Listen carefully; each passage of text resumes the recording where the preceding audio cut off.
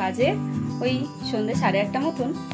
আমি আজকে একটু যাব, আমার এক বান্ধবীর পাশেই বাড়ি, তো সে অবশ্য নেল আর্ট শিখছে, তাই ভাবলাম আমাকে ডেকেছে, বলছে আমি শিখছি, তো তোমাকে আমি আজকে হাতে নেল আর্ট করে দেবো। তো চলো দেখি আমার আজকে নখগুলো কিরকম হয়, তোমাদেরকে দেখাবো, সঙ্গে থাকো আর দেখতে থাকো। বেরিয়ে পড়েছি সামনে, এর মধ্যে দেবো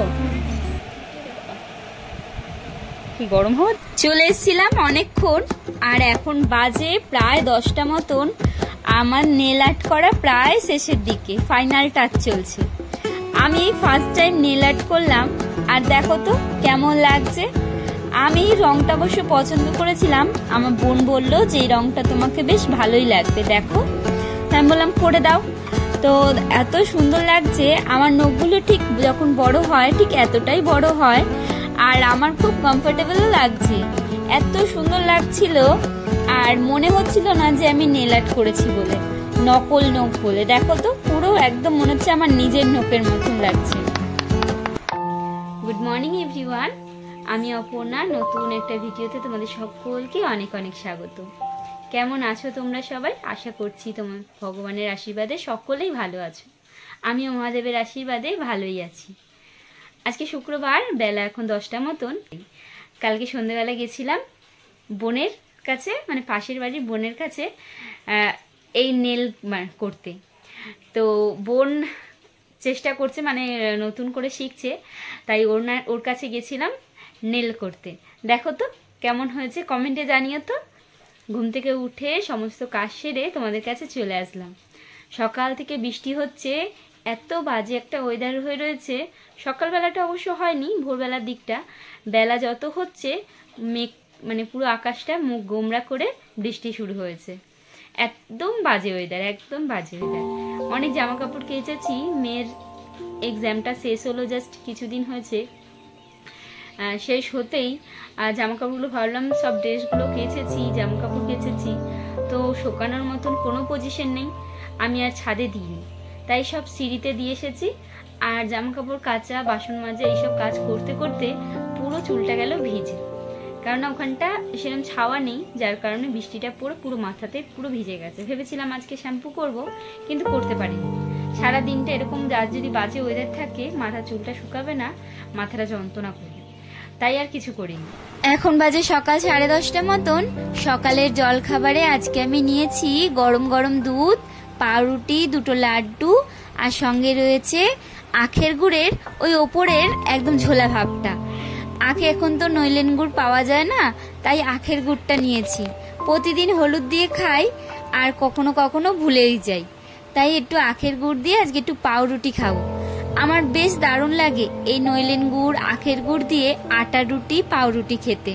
শীতকালে প্রায় দিনই খাওয়া হয়, গরমকালে পাওয়া যায় বা কোথায়, তাই একটু আখের গুড় দিয়ে পাউরুটি খাচ্ছি। চলো, মা গেছে বাজারে, আমি সকালে জল খাবারটা ততক্ষণে খেতে থাকি। একটু পরে মেয়ে চলে আসবে, কাল থেকে মেয়ের স্কুলে ছুটি। এখন বাজে সকাল ওই 11টা মতন। মুষলধারে ঝমঝম করে বৃষ্টি এসে গেছে, আর তার মধ্যে দেখো কি সুন্দর মিষ্টি একটা রোদ্দুর। প্রাকৃতিক সৌন্দর্য একেই বলে। এই এত সুন্দর সৌন্দর্যের মধ্যে আমার জামা কাপড়গুলো শুকনোই হচ্ছে না, সব থেকে বড় চিন্তা এই একটা। আর আমি তো ভুলেই যাচ্ছি জামা কাপড়গুলো আমার ছাদে মেলা থাকছে। চলো, মা এসেছে, কি বাজার নিয়ে এসেছে তোমাদেরকে দেখাই। এই বৃষ্টির মধ্যে মা এসেছে ভিজে ভিজে। দেখো, মা এনেছে একটা কাঁঠাল, একটা মাজার বোতল, তার সাথে এনেছে হাঁসের ডিম, আর তার সাথে এনেছে মাছের ডিম। অনেকগুলো সবজি পাতিও রয়েছে। আজকে হাঁসের ডিম আর মাছের ডিমটা রাত্রিরে হবে। আগে একটু শরবত খেয়ে নি, তারপরে বসে বসে কাঁঠালটা ছাড়াবো, আর রান্নাপাতি সব জোগাড়যন্ত্র করে কাঁঠালটা নিয়ে বসবো। আমি একটু শরবত নিয়ে নিলাম, মাকেও দিয়ে দিয়েছি। এখন বাজে ওই 12:30 মতন। রান্না বান্না কমপ্লিট, তাই নিয়ে বসলাম কাঁঠালটা ছাড়াতে। মেয়েও চলে এসেছে স্কুল থেকে, আর দেখো কাঁঠালটা ছাড়াতেই একটা মন খুলে একটা হাসি বেরোচ্ছে, কারণ আমার পছন্দের মতন একটা কাঁঠাল এসেছে বাড়িতে। আর এটা দেখেই মনে হচ্ছে টপাটপ করে 2-4টা খেয়ে নি। আর চলো ছাড়িয়ে দেখি, আমি মা মেয়ে এখানে বসে কিছুটা কাঁঠাল খাবো, তারপরে রাত্রিরে বাবা আসবে, বরমশাই আসবে, তাদের জন্যও ঢাকা দিয়ে রেখে দেব। আচ্ছা বলো তো, কাদের কাদের এরকম রস খাজা কাঁঠাল পছন্দ? আমার কিন্তু রস খাজা কাঁঠাল ছাড়া আর অন্যরকম কাঁঠাল ভালোই লাগে না। আর এবারের কাঁঠালের সাইজগুলো কি বিশাল বড় বড়, এক মুঠোর সাইজের একেবারে। আমি আজকে মন ভরে কাঁঠাল খাবো।